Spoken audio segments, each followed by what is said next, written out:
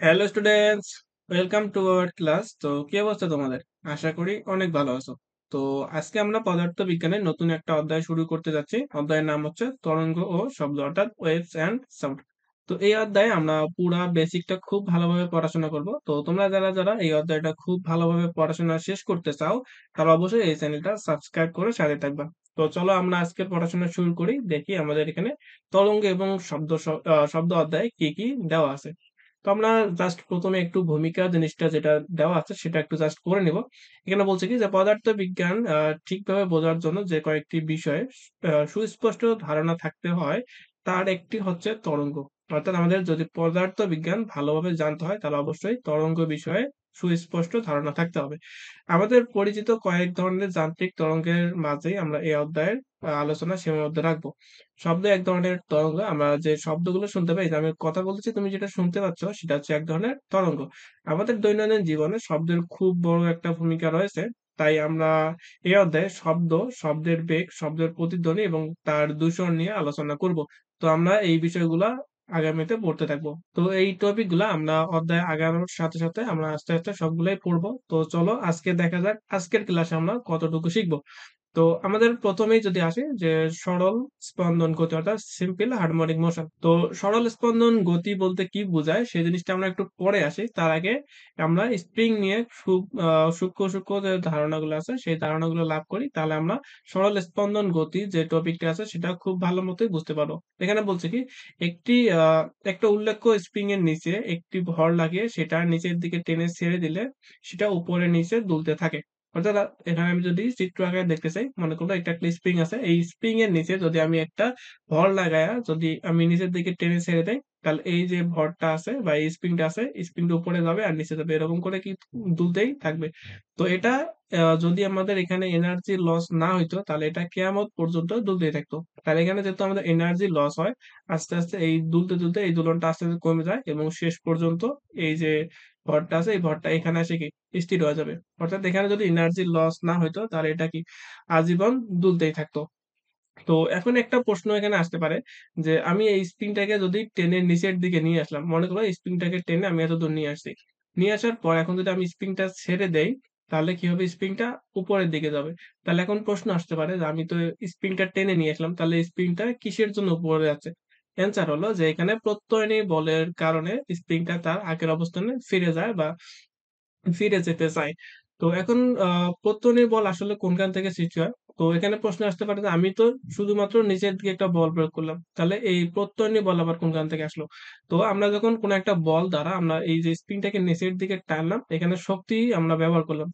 যে আমরা যতটুকু শক্তি আমরা ব্যবহার করি এই তত পরিমাণ শক্তি এই স্প্রিংটার মধ্যে সঞ্চিত শক্তি আকারে স্থিত হয়। অর্থাৎ আমি এখানে যতটুকু শক্তি ব্যয় করব এই ততটুকু পরিমাণ শক্তি এই স্প্রিংটা কি করবে, নিজে সঞ্চিত করবে।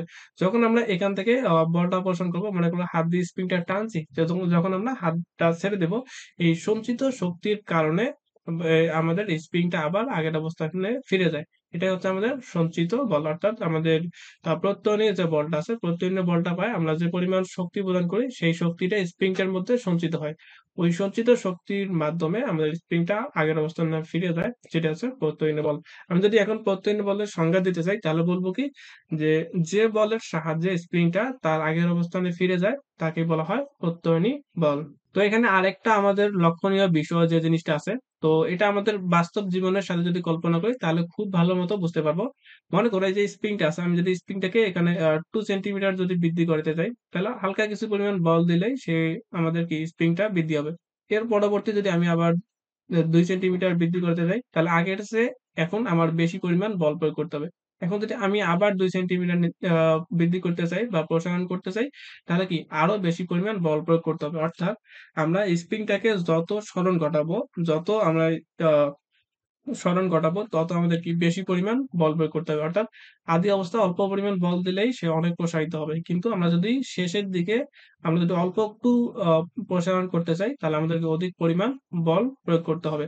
তার মানে এই যে এখানে আমাদের যতটুকু বল প্রয়োগ করতেছি সেটাই হচ্ছে আমাদের কি প্রত্যয়নী বল হিসেবে ব্যবহার হবে। তার মানে আমি যদি প্রত্যয়নী বলকে এফ দ্বারা প্রকাশ করি এবং এই যে এখান থেকে আমাদের প্রসারণ ঘটতেছে এটাকে যদি আমি এক্স দ্বারা প্রকাশ করি, তাহলে আমরা কি দেখতে পাচ্ছি যে এক্স এর মান যত বেশি করব আমরা আমাদের তত বেশি বল প্রয়োগ করতে হবে। এর জন্য আমরা লিখতে পারি যে এফ ইজ প্রপোর্শনাল এক্স, অর্থাৎ কি আমাদের যত সরণ ঘটাবো তত আমাদের কি বেশি পরিমাণ বল প্রয়োগ করতে হবে। তো এখানে একটা আমাদের মাইনাস দিতে হবে। কেন মাইনাস দিতে হবে? কারণ হলো আমরা এই যে সরণ ঘটাচ্ছি নিচের দিকে, অর্থাৎ সরণ ঘটাচ্ছি এদিকে, কিন্তু আমাদের প্রত্যয়নী বলটা সবসময় কাজ করতেছে উপরের দিকে। এর জন্য আমাদের সরণের দিকটা নিচের দিকে, আমাদের বলের দিকটা উপরের দিকে। এখানে যেহেতু দুইটাই ভেক্টর রাশি, এর জন্য অবশ্যই আমাদের কি দিকটা মেনশন করে দিতে হবে। আমাদের এখানে সরণ এবং বলের যেহেতু দিক বিপরীত, এর জন্য আমরা লিখতে হবে যে F is proportional minus x. এখানে মাইনাস দ্বারা জাস্ট বোঝাচ্ছে যে দিকটা বিপরীত। একই রকম আমরা যদি স্প্রিংটাকে উপরের দিকে ঠেলে নিয়ে যাই, সরণ ঘটাই, তাহলে কি প্রত্যয়নী বলটা কি করবে? নিচের দিকে কাজ করবে। অর্থাৎ এই যে সরণ এবং প্রত্যয়নী যে বলটা আছে এই দুটা জিনিস সব সময় বিপরীত ভাবে কাজ করবে। এর জন্য আমাদের অবশ্যই লিখতে হবে F is proportional minus x. Minus দ্বারা বোঝাচ্ছে যে দিকটা বিপরীত, অর্থাৎ এফ এবং এক্স এর দিকটা বিপরীত। তো এখান থেকে আমরা এই যে সমানুপাতিক যে চিহ্নটা আছে এই সমানুপাতিক চিহ্নটা উঠে যদি আমরা সমান চিহ্ন দিতে চাই, তাহলে এখানে একটা ধ্রুবক নিয়ে আসতে হবে। এখানে আমরা এই যে সমানুপাতিক চিহ্ন উঠায় সমান চিহ্ন দিলাম, এখানে একটা ধ্রুবক নিয়ে আসতে হবে। এখন ধ্রুবকটার নাম হচ্ছে কে এক্স। তাহলে আমাদের এখন সূত্র আসলো F is equal two minus K x. F কি? এফ হচ্ছে আমাদের কি প্রত্যয়নী বল, প্রত্যয়নী বল। আর এক্স কি? এক্স হচ্ছে আমাদের সরণ। আর কে কি? কে হচ্ছে আমাদের স্প্রিং ধ্রুবক, স্প্রিং ধ্রুবক। তো আমাদের প্রত্যেক স্প্রিং এর জন্য একটা নির্দিষ্ট স্প্রিং ধ্রুবক থাকে। তো স্প্রিং ধ্রুবক নিয়ে হয়তোবা তোমাদের বইয়ে খুব একটা পড়াশোনা নাই। যদি থাকে তাহলে অবশ্যই পড়াবো, আর যদি না থাকে তাহলে পরবর্তী ক্লাসগুলো তোমরা ইন্টারে অনেক ভালো মতো এগুলা নিয়ে পড়াশোনা করতে পারবে। তো আপাতত যে জিনিসটা শিখলাম সেটা হচ্ছে যে আমরা একটা স্প্রিং কে যখন হালকা পরিমাণ বৃদ্ধি করবো তাহলে অল্প পরিমাণ বল দিলে হবে, কিন্তু আমরা যদি ওই স্প্রিংটাকে অনেক বেশি পরিমাণ সরণ ঘটাতে চাই তাহলে অনেক বেশি পরিমাণ বল প্রয়োগ করতে হবে, অর্থাৎ এফ ইজ প্রপোর্শনাল এক্স। কিন্তু এখানে প্রত্যয়নী বলের দিক এবং সরণের দিকটা যেহেতু বিপরীত, এর জন্য আমরা এক্স এর সামনে একটা মাইনাস দিব শুধুমাত্র দিক বোঝানোর জন্য। এবং এখান থেকে এই যে আমাদের সমানুপাতিক চিহ্নটা উঠায় দিয়ে যদি আমি সমান চিহ্ন দিতে চাই তাহলে অবশ্যই এখানে ধ্রুবক দিতে হবে। সেই ধ্রুবকটার নাম হচ্ছে স্প্রিং ধ্রুবক। আর এফ হচ্ছে প্রত্যয়নী বল আর এক্স হচ্ছে সরণ। ব্যাস এতটুকুই। তো দেখো এখানে আমাদের কি এই সূত্রটা এখানে দেওয়া আছে। তো আমি এই সূত্রটা ভালো মতো ব্যাখ্যা করে দিলাম, আশা করি জিনিসটা ভালো মতোই বুঝতে পারছো। তো এরপর দেখো এখানে আমাদের পর্যায়কাল নিয়ে কিছু সূত্র দেওয়া আছে। তো পর্যায়কালের সূত্রগুলো পড়ার আগে আমরা পর্যায়কাল জিনিসটা কি সে জিনিসটা একটু ভালো মতো শিখে আসি, তারপর সূত্রগুলো আসতেছি। তো প্রশ্ন আসে যে পর্যায়কাল কাকে বলে? পর্যায়কাল হলো মনে করো কোনো একটা বস্তু কোনো একটা বিন্দু থেকে যাত্রা শুরু করে আবার ওই বিন্দুতে ফিরে আসতে যে সময়টা লাগে সেটা হচ্ছে পর্যায়কাল। অর্থাৎ এখানে আমাদের একটা পথ আছে, এই পথের মধ্যে এখানে একটা বস্তু আছে। এই বস্তুটা এখান থেকে যাত্রা শুরু করলো, এই চারদিকে ঘুরে ঘুরে ঘুরে ঘুরে আবার এই বিন্দুতে আসতে যতটুকু সময় লাগে সেটা হচ্ছে পর্যায়কাল। আবার বলতেছি যে কোন একটা বিন্দু কোন একটা বস্তু কোন একটা বিন্দু থেকে যাত্রা শুরু করে ঘুরে আবার ওই বিন্দুতে আসতে যে সময়টা লাগে সেটা হচ্ছে পর্যায়কাল। আর পর্যায়কালকে আমরা টি দ্বারা প্রকাশ করি। তো পর্যায়কাল যেহেতু পড়লাম তাহলে আমরা সাথে কম্পাঙ্ক জিনিসটা পড়ে রাখা ভালো। তো পর্যায়কালকে আমরা টি দ্বারা প্রকাশ করি এবং কম্পাঙ্ককে আমরা এখানে এফ দ্বারা প্রকাশ করব। তো পর্যায়কাল তো বুঝলাম যে কোন একটা বিন্দু যাত্রা শুরু করে ওই বিন্দুতে আসতে কতটুকু সময় লাগে সেটা হচ্ছে পর্যায়কাল। তাহলে কম্পাঙ্ক কি? কম্পাঙ্ক হচ্ছে যে 1 সেকেন্ডে ওই বস্তুটা যতটুকু বা যতবার ঘুরে আসবে, অর্থাৎ 1 সেকেন্ডে যতগুলো পূর্ণ স্পন্দন দিবে সেটা হচ্ছে তার কম্পাঙ্ক। অর্থাৎ 1 সেকেন্ডে যদি এই কণাটা এই যে চারদিকে ঘুরে যদি এখানে 20 বার ঘুরতে পারে, অর্থাৎ 1 সেকেন্ডে যদি 20 বার পূর্ণ স্পন্দন দিতে পারে, তাহলে আমরা ওই বস্তুর কম্পাঙ্ক বলবো হলো 20 হার্টজ। অর্থাৎ 1 সেকেন্ডে যতটুকু সে পূর্ণ কম্পন দিবে সেটাই হচ্ছে আমাদের তত হার্টজ। যদি এখানে 100 বার ঘুরে আসতো এই কণাটা এখান থেকে যাত্রা শুরু করে 1 সেকেন্ডে 100 বার ঘুরে এই বিন্দুটা আসতে পারে, তাহলে এটাকে বলবো আমরা কম্পাঙ্ক হচ্ছে 100 হার্টজ। তাহলে আমরা এখান থেকে সম্পর্ক নিয়ে আসতে পারি F is equal two 1/t। তো এই সম্পর্কটা আরো সামনে অথবা আছে, তাহলে আমরা ভালো করে আরো পড়বো। অথবা এখান থেকে আমরা লিখতে পারি টি ইজ ইকুয়াল টু 1/f। আপাতত এই সম্পর্কটা একটু মনে রাখলেই চলবে। তো এখন আসলে আমাদের মূল বেসিকে আমরা পর্যায়কাল কাকে বলে জিনিসটা শিখলাম। তো জিনিসটা এরকম, আমি যদি এখান থেকে স্প্রিংটাকে টেনে নিচে নিয়ে আসলাম, নিচে নিয়ে আসে এখানে আমি ছেড়ে দিলাম, তাহলে স্প্রিংটা কি হবে? উপরের দিকে যাবে আবার গিয়ে নিচের দিকে আসবে। তো এই যে এখান থেকে যাত্রা শুরু করলো আবার উপরে গেল আবার নিচে আসলো, এই যে উপরে গেল এবং নিচে আসলো, এতে যতটুকু সময় লাগলো সেটাই হচ্ছে আমাদের পর্যায়কাল। এই পর্যায়কালকে টি দ্বারা প্রকাশ করা হয়। তো এখানে আমাদের কোনো প্রমাণ দেওয়া নেই, কিন্তু এখানে একটা সূত্র দেওয়া আছে। পর্যায়কালের সূত্র যে T is equal to twice pi root over M by কে।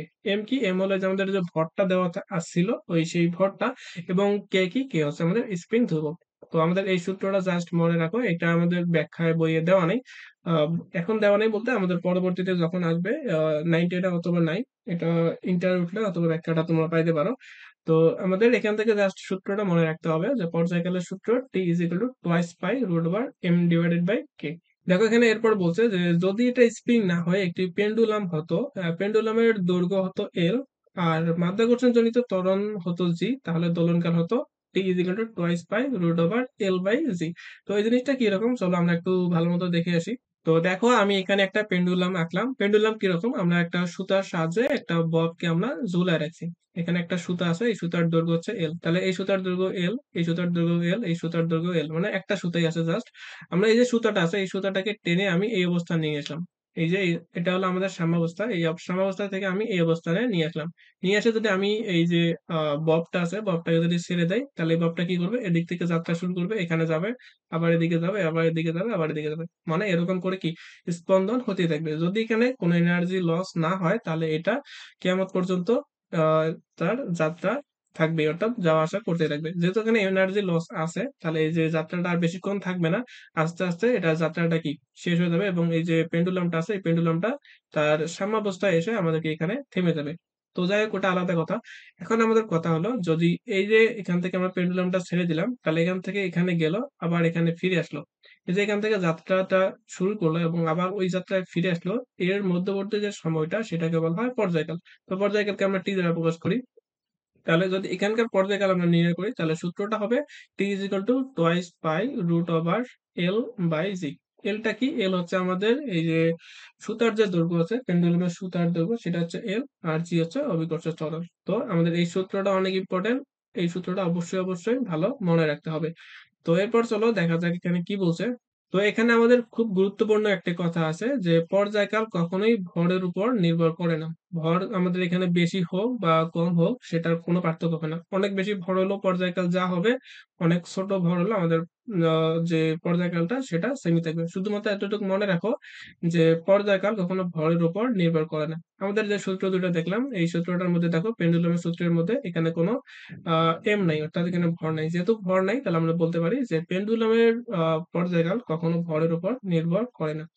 তো এরপর আর দেখো আমাদের এখানে ছোট্ট একটা প্রশ্ন দেওয়া আছে, এটার একটু সলিউশন যদি করি। এখানে বলছে কি 1 মিটার লম্বা একটি সুতা দিয়ে 10 গ্রাম ভরের একটি পাথর ঝুলিয়ে দাও, তার দোলনকাল নির্ণয় করো। তা আমরা এটা যেহেতু এখানে বলছে কি সুতা দিয়ে, তার মানে এটা পেন্ডুলাম। তো পেন্ডুলামের একটা আগে সূত্র শিখলাম যে T is equal to twice pi root over L by g. তো আমরা টোয়াইস পাই, পাই এর মান তো আমরা জানি যে 3.1416 গুণন এল এর মান কত দেওয়া আছে? এল এর মান দেওয়া আছে 1 মিটার। তাহলে এখানে 1 মিটার বসালাম, এবং এখানে ভরটা দেওয়া আছে 10 গ্রাম। তাহলে আমরা 10 গ্রামকে আমরা যদি কেজিতে নেই, তাহলে এখানে হবে 10 গুণন 10 ইনভার্স 3, তাহলে এটা আসবে হলো কেজিতে। তাহলে এখান থেকে যদি আমরা ক্যালকুলেশন করি, তাহলে এখানে 2 গুণন 3.1416, তারপর রুট ওভার এল এর মান দেওয়া আছে আমাদের 1 মিটার, তাহলে এখানে 1 মিটার বসালাম, এবং এখানে জি এর মান আমরা জানি যে 9.8, 9.8। আমরা অভিকর্ষ ত্বরণের মান 9.8 জানি। তাহলে এখান থেকে আমরা ক্যালকুলেশন করলে কত পাবো? আমরা একটু ক্যালকুলেশনটা দেখে নেই। তাহলে ক্যালকুলেশন পাচ্ছিল 2 সেকেন্ড। তাহলে এখান থেকে অ্যান্সারটা হবে দেখো 2 সেকেন্ড। তাহলে এটা হচ্ছে আমাদের পর্যায়কাল। তবে এখানে দেখো যে আমাদের এখানে ভর দেওয়া ছিল 10 গ্রাম, এখানে আমাদের কোনো এই ভরের কোনো কাজই করা হলো না। এর জন্য আমরা বলতে পারি যে পেন্ডুলামের ক্ষেত্রে আমাদের পর্যায়কাল নির্ণয়ের ক্ষেত্রে ভরের কোনো ভূমিকা নেই। তাহলে অবশ্যই এই ধরনের ছোট ছোট ম্যাথ আসলে অবশ্যই তোমরা পারবা। এখানে অ্যান্সারটা দেওয়া আছে, তোমরা একটু ভালোভাবে দেখে নিলেই অ্যান্সারটা ক্লিয়ার হয়ে যাবে। তো এখানে একটা চিত্র দেওয়া আছে, এই চিত্রটা যদি আমি ব্যাখ্যা করি এখান থেকে খুব ভালো মতো বোঝানো যাবে না, আমি নতুন করে একটা চিত্র আঁকায় বোঝাই, তাহলে ওটা যদি বুঝতে পারো তাহলে বইটা খুব ইজিলি বুঝতে পারবে। তো আমি এখানে একটা তরঙ্গ আঁকালাম, মনে করো যে এই যে তরঙ্গটা আছে এই তরঙ্গটা এখান থেকে যাত্রা শুরু করলো, উপরের দিকে গেল, আবার নিচের দিকে, এরকম করে আমাদের এই তরঙ্গটা সামনের দিকে চলতেই আছে। তো এখন হলো আমি যদি এই পয়েন্টটা, আহ, এই যে লাইনটা আছে এই লাইনটাকে বলা হয় সাম্যাবস্থা। অর্থাৎ কোন একটা স্প্রিং যদি আমি এভাবে ঝুলাই দিলাম, এই স্প্রিংটা কি এই অবস্থায় আছে, এখান থেকে উপরে যাচ্ছে না নিচে যাচ্ছে না, এই অবস্থানটাকে বলা হয় সাম্যাবস্থান। কিন্তু আমি যখন এটাকে নিচের দিকে টেনে ছেড়ে দেবো তখন এটাকে উপরের দিকে যাবে, নিচের দিকে যাবে। তাহলে এই যে আগের যে অবস্থানটা ছিল সেটাকে বলা হয় সাম্যাবস্থা। তার মানে এই যে মাঝখানে যে লাইনটা দেওয়া আছে এটা হচ্ছে সাম্যাবস্থা। এখন যে এই তরঙ্গটা উপরের দিকে যাচ্ছে আবার নিচের দিকে যাচ্ছে এরকম করে কি তরঙ্গটা চলতে আছে। তো দেখো আমরা একটু আগে বললাম যে কোন একটা বিন্দু যাত্রা শুরু করে আবার ওই বিন্দুতে আসতে যতটুকু সময় লাগে সেটা হচ্ছে পর্যায়কাল। তাহলে আমি এখন যদি বলি এই যে একটা বিন্দু আছে, এই বিন্দুটা যাত্রা শুরু করে এই বিন্দুতে আসছে, তাহলে কি এটাকে আমরা একটা পর্যায়কাল বলতে পারি? না, পর্যায়কাল বলতে পারি না। কারণ কি দেখো, এই যে কণাটা আছে এই কণাটার দিক হচ্ছে উপরের দিকে। আর এই কণাটার যে মুভমেন্ট সেটা আছে নিচের দিকে। দিক কিন্তু একই না। যেহেতু দিক একই না তাহলে আমরা এটাকে একটা পর্যায়কাল বলতে পারি না। কিন্তু দেখো এখান থেকে যাত্রা শুরু করে বস্তুটা এখানে আসার পর এদিক দিয়ে ঘুরে এই যে পয়েন্টটা আছে এই পয়েন্টটা যদি কল্পনা করি তাহলে দেখো এই পয়েন্টটার দিকও কি উপরের দিকে, আবার এই পয়েন্টটার দিকও আমাদের কি উপরের দিক ছিল। তাহলে এই যে এ পয়েন্টটা দিলাম এখানে আর এখানে বি পয়েন্ট দিলাম, এটা হচ্ছে আমাদের একটা পূর্ণ স্পন্দন। তাহলে এটাকে আমরা একটা পর্যায়কাল বলতে পারি। তাহলে এখান থেকে এখানে আসতে যে সময়টা লাগবে সেটা হচ্ছে আমাদের কি পর্যায়কাল। তো আশা করি এই টপিকটা ভালো মতো বুঝাইতে পারছি।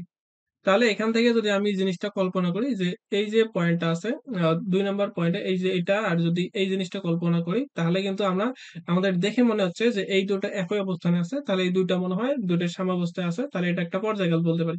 কিন্তু আসলে জিনিসটা এরকম না। কারণ হলো এখান থেকে দেখো এই যে আমরা এখান থেকে বস্তুটাকে নিচের দিকে টেনে ছেড়ে দিছি। তাহলে কি এইভাবে আমাদের তরঙ্গটা চলতেছে। এইভাবে মানে একবার নিচে আসতেছে আরেকবার কি উপরে যাচ্ছে। তাহলে এই পয়েন্টটা যদি আমরা খেয়াল করি এই পয়েন্টটার দিক হচ্ছে উপরের দিকে। আবার এই পয়েন্টটা যদি খেয়াল করি এই পয়েন্টটার হচ্ছে দিক হচ্ছে নিচের দিকে। তাহলে দিক যেহেতু দুইটার বিপরীত এর জন্য আমরা এই দুইটাকে এইটা আর এটাকে আমরা সাম্যাবস্থা বলতে পারি না। তার মানে এই দুইটাকে পর্যায়কাল বলতে পারি না। কিন্তু আমরা যদি এই পয়েন্টটার দিকে খেয়াল করি দেখো এটা উপরের দিকে যাচ্ছিল, এটা উপরের দিকে যাচ্ছিল। তার মানে এখান থেকে এতটুকু পর্যন্ত এটা হচ্ছে একটা পর্যায়কাল। তো এখানে তোমাদের লিখে দেওয়া আছে। লিখে দেওয়া জিনিসগুলো একটু ভালো মতো পড়লে ইজিলি বুঝতে পারবে। আর যদি বুঝতে না পারো তাহলে অবশ্যই কমেন্ট বক্সে কমেন্ট করে জানাবা যে বুঝতে পারিনি। তাহলে অবশ্যই এটা নিয়ে পরবর্তীতে খুব ভালো মতো বোঝানোর জন্য নতুন করে ভিডিও করবো ইনশাল্লাহ। তো এখানে আমাদের পর্যায়কালের ব্যাখ্যা দিছে। তো পর্যায়কালের তো এতক্ষণ থেকে অনেকবারই পর্যায়কাল সম্পর্কে ভালো মতো বললাম। তো আশা করি পর্যায়কাল বুঝতে পারছো আর বলার দরকার নেই। এরপর আমাদের এখানে কম্পাঙ্ক বলছে। তো কম্পাঙ্ক আমি আগেই বলছি যে F is equal two 1/t।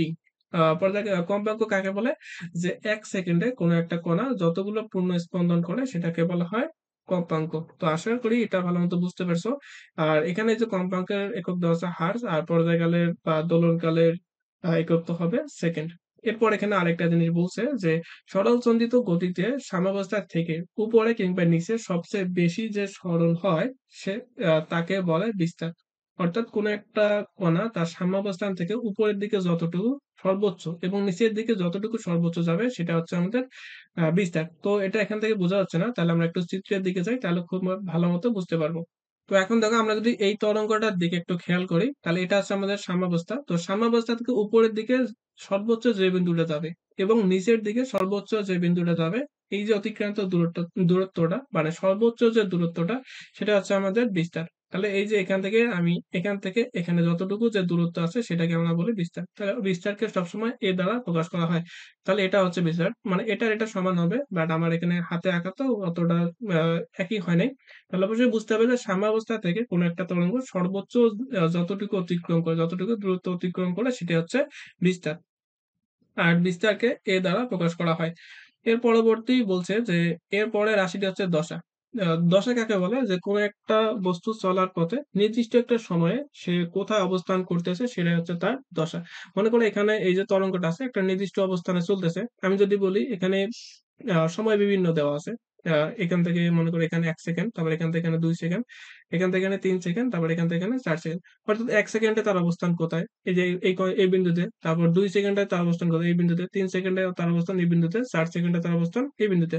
অর্থাৎ নির্দিষ্ট একটা সময়ে ওই বস্তুটার অবস্থানটা কোথায় সেটা হচ্ছে তার দশা। তো বস্তুটা কোথায় আছে সেটা প্রকাশ করা হচ্ছে তার দশা। তো আজকে আমাদের বেসিক যে জিনিসগুলো সেই জিনিসগুলো নিয়ে আলোচনা করা হলো। তো আশা করি খুব ভালো মতো বুঝাইতে পারছি। তো যদি কোনো কিছু বুঝতে না পারো অবশ্যই কমেন্ট বক্সে জানিয়ে দিবা। আর যদি বুঝতে পারো তাহলে অবশ্যই ভিডিও একটা লাইক করে দিবা এবং ফ্রেন্ডদের মাঝে শেয়ার করে দিবা এবং এই চ্যানেলটা অবশ্যই সাবস্ক্রাইব করে রাখবা। তো পরবর্তী ক্লাসে আমরা পরবর্তী যে টপিকগুলো আছে সেই টপিকগুলো নিয়ে পড়াশোনা করব। তো ততক্ষণ পর্যন্ত ভালো থাকো। আল্লাহ হাফেজ।